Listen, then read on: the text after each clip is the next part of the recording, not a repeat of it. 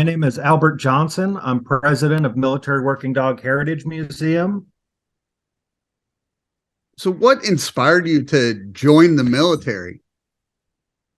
Oh, both of my parents were in the Army National Guard, and it just seemed like something that I would excel in. I did ROTC in high school and really enjoyed the structure and camaraderie.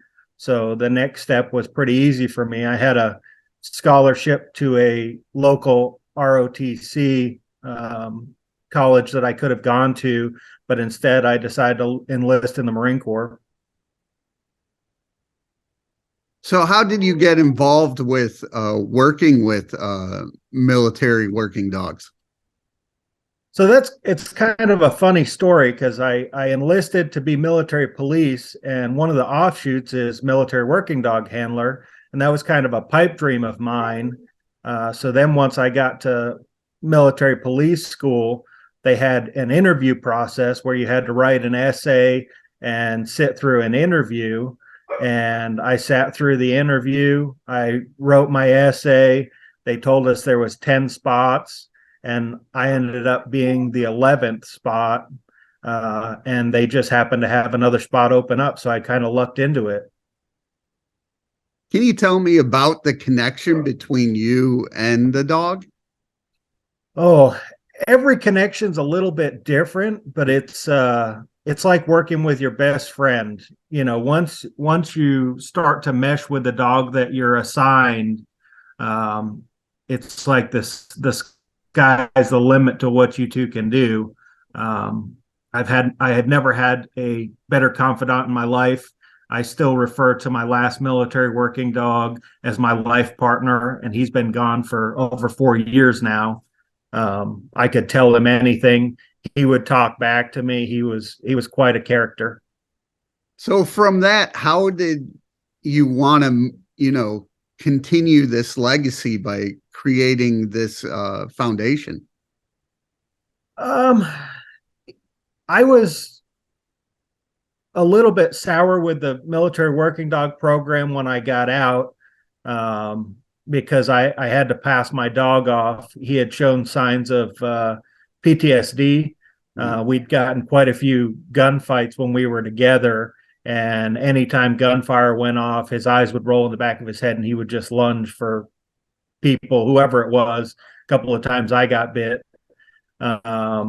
So I had to pass him off to a new handler, and I got out of the Marine Corps, went back home to New Hampshire. There was no real good jobs. Decided to apply to the police department back on Camp Pendleton, pretty much doing the same thing I was doing in military uniform, the Marine Corps uniform, as a civilian DOD police officer. So I got picked up for that. So I got to stay around and see my dog quite frequently. You know, Johnny meant the world to me, and he still does. So watching him progress with his handler was important to me, and to be there when it was time for him to either be adopted out or euthanized. So I went ahead and did that for 5 years. The last year I was there, they put him up for disposition. So they were testing him to see whether they were going to put him down or not. It looked like they were going to have to put him down because he had so many bites on his records on handlers. I fought tooth and nail, finally got him, adopted him out, stayed at Camp Pendleton for about another year, and then moved to East Tennessee. And that move to East Tennessee was really the push for me that I needed to give back. We lost Johnny about a year into being here, and I felt like I lost that connection, that brotherhood, that way to honor those that came before. So my wife and I have actually adopted out 5 military working dogs now. So that Wow. kind of started what we were doing. And then at Johnny's funeral, we had it at the local Disabled American Veterans chapter, which he was a member of. I had put out on Facebook a call to anybody that felt the urge to honor a military working dog. Feel free to show up. Here's the time and date. And come the day of, we had about 25 people in attendance.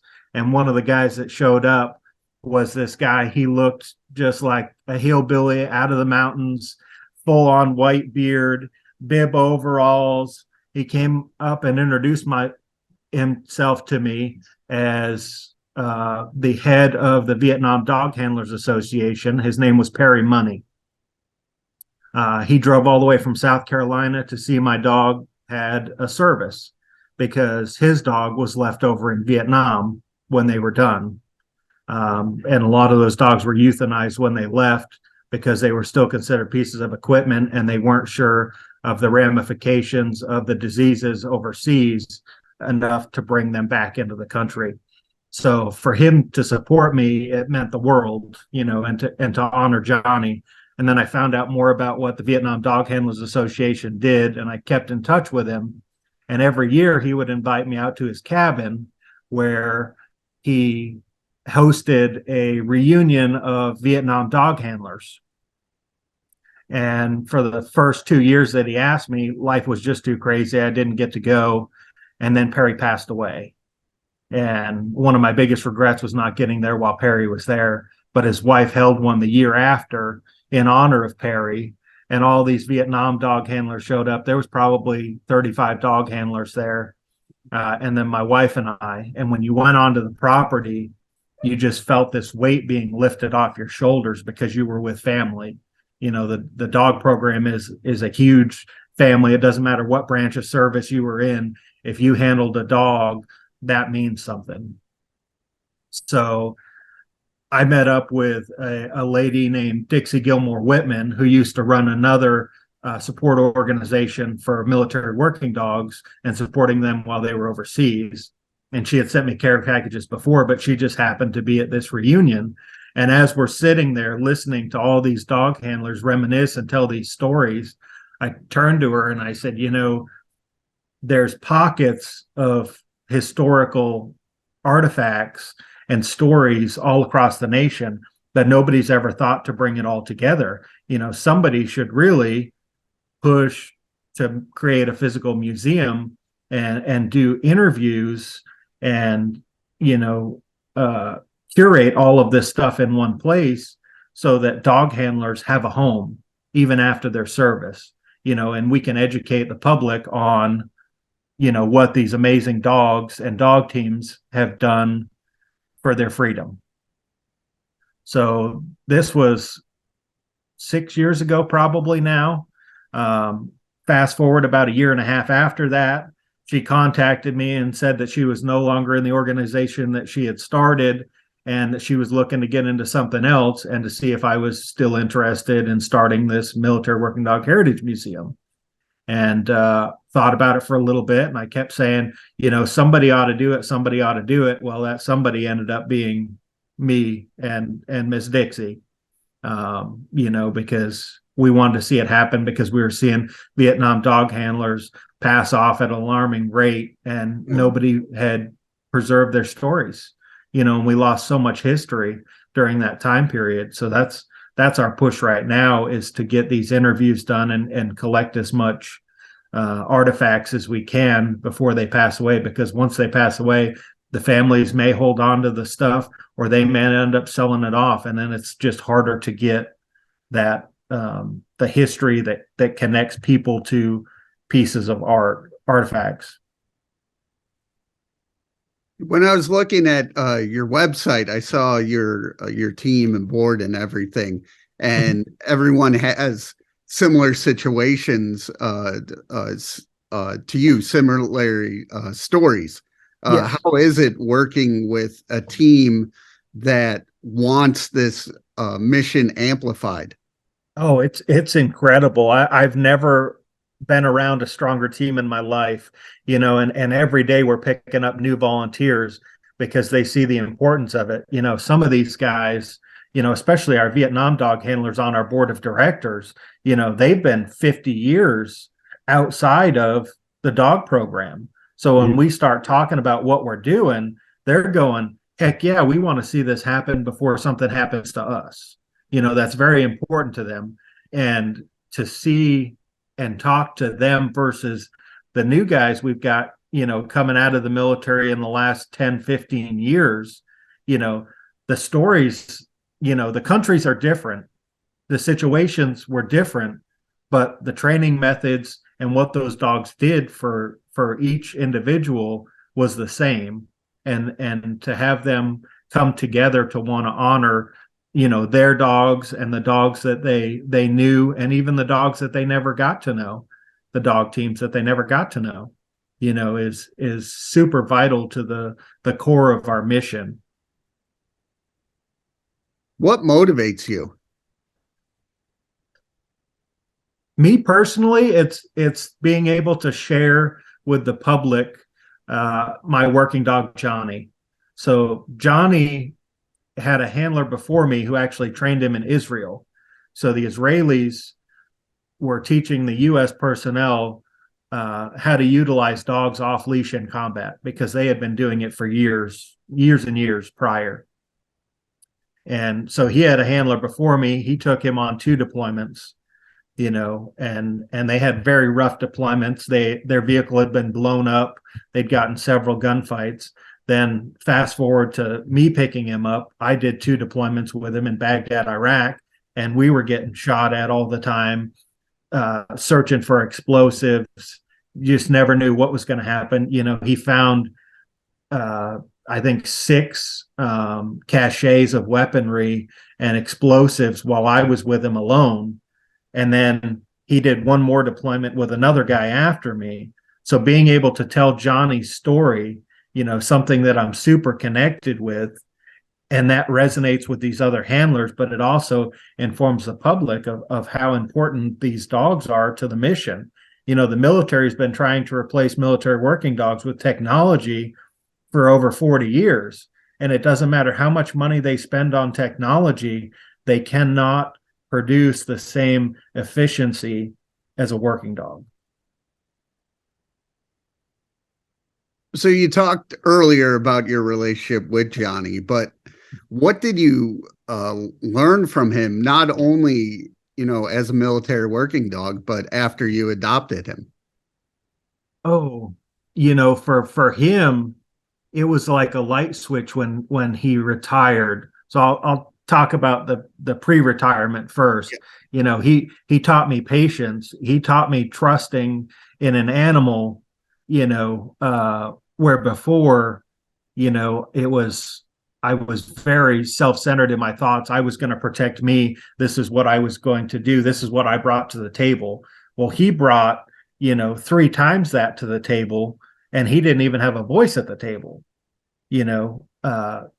Patience was a huge thing that he taught me, because I may have wanted him to go out and search 100 feet in front of me and make an immediate left into this field and search this thing, but he had his own mind, and he knew what he was doing, and I trusted that. I blindly trusted that dog to go anywhere and do anything.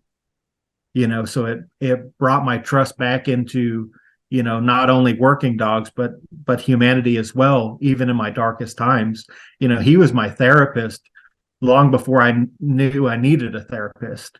I could tell that dog anything, and he was right there with me through thick and thin. He had this thing that he used to do. If I started to scold him or something, he would start barking and talking back. So we would have full-on discussions together that nobody else would understand. Now, going back to his retirement, it was like a light switch for him. The military thought he was too dangerous to be adopted out to a family, and it was just me and my wife, and we were both dog handlers. So it was a little easier for them to accept, but within weeks, he figured out what a couch was. He figured out what a comfortable bed was.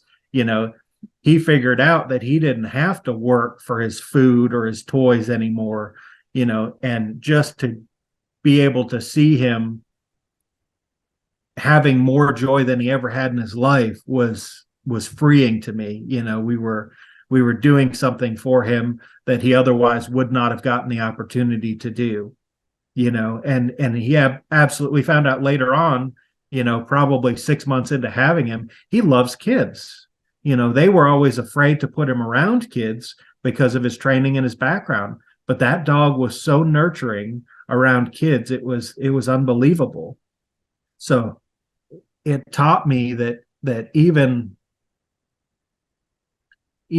people that you may write off for one direction for something that they did, they can turn around, and that's exactly what he did. He did a complete 180 and turned around and ended up having an amazing retirement.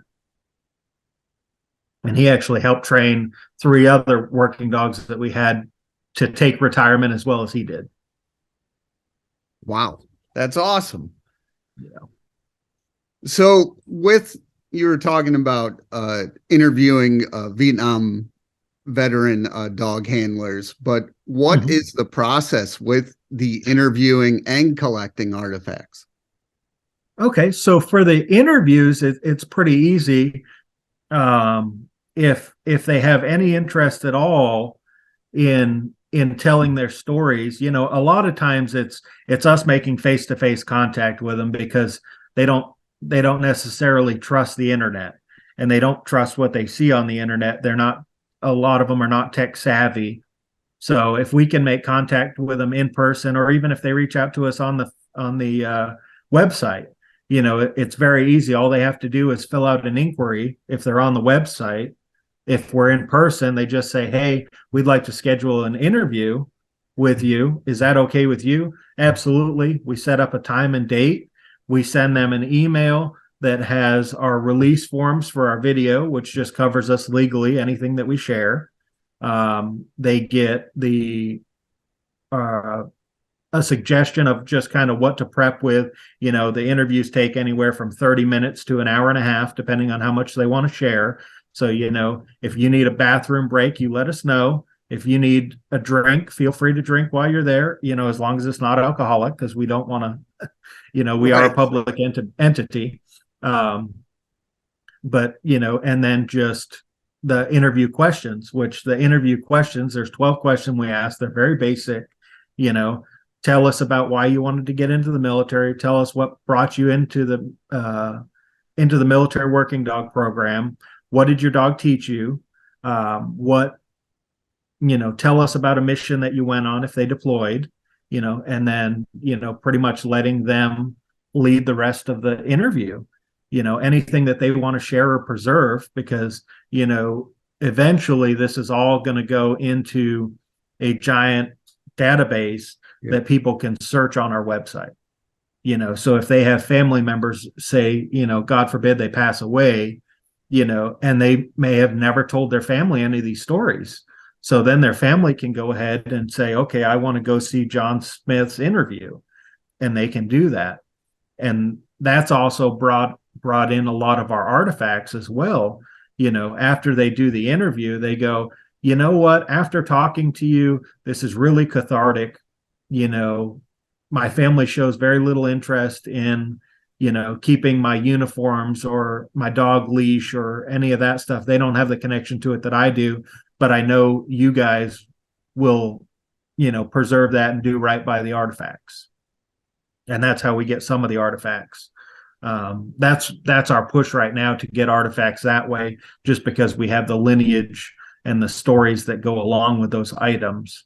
Now, for some items that come up that are rarer, like we have 2 World War II messenger dog collars from the Marine Corps. Those items, those World War II dog handlers are gone, long gone.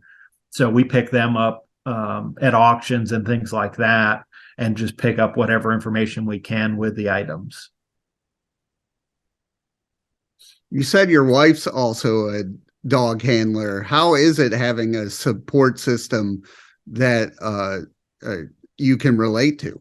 Oh, it's absolutely incredible. I did 5 years in the Marine Corps. My wife did 8. She went through a lot of the same stuff that I went through, but she also went through advanced courses that I didn't go through. Like, she went through the tracking dog school. She went through the instructor courses and all that stuff.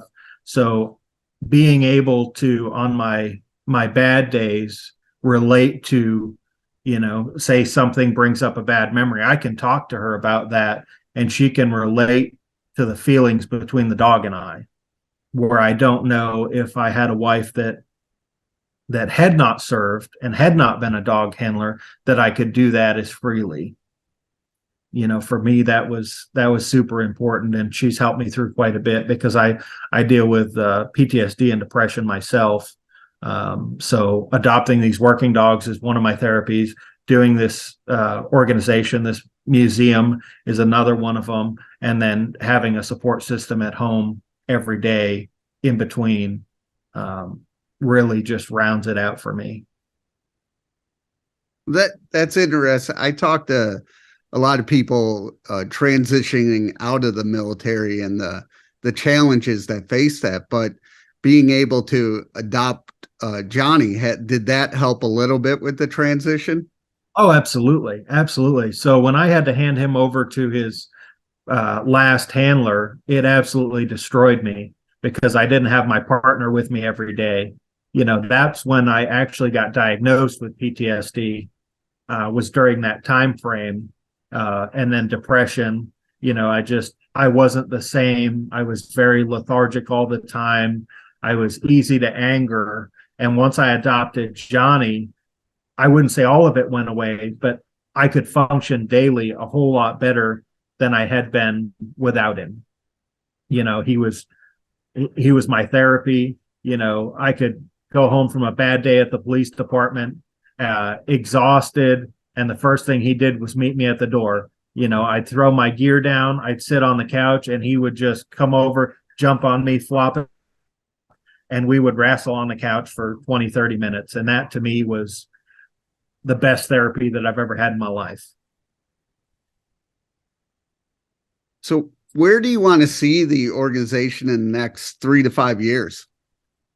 In the next 3 to 5 years, we would love to have a great revenue stream coming in, and do more in working toward physically planting this museum in a location. Right now, we are 2 years into the organization. Starting an organization in the midst of COVID was really hard financially to do. We had some great donors that got us through. I don't believe we're at the point where we're thriving financially. We have enough money to go to events and share our information. Like this year, we've got 8 events on the calendar that we're going out to the public. One of those is actually in May, to the Army's Military Working Dog Symposium, where they're holding training, and they've got a vendor days that we're going to be going to. So we bring little care packages for all the handlers in attendance. There's supposed to be 300 handlers in attendance. We're making up 300 gift bags for them to support them with dog toys, a video of the history of working dogs, a poster, collapsible water bowl that they can take with them. And then we're also going to set up a historical display, so that when they decide to get out of the military, they know that if they want to get rid of anything or tell their stories, that we're here. And that was important to us, was to bring the current day handlers into the fold, because they're going to be the ones that take this over long after I'm gone, and they're going to carry it on. But we also have a Vietnam welcome home that we do in Kokomo, Indiana. That's toward the end of the year. And we met up with 15 dog handlers last year from the Vietnam era and the Vietnam War. And 3 of those have given us interviews. So we hope to every year, going out and doing these public appearances, bring in more interviews, bring in more artifacts, and in turn, hopefully run into some people that can then help us financially. We're working on our business plan right now. There's a lot of market research that goes into that to figure out where we're going to place the museum. The plan is, in the next 10 years, we want to have a building. That's our goal. So 5 years down the lane, we're working this thing financially any way that we can.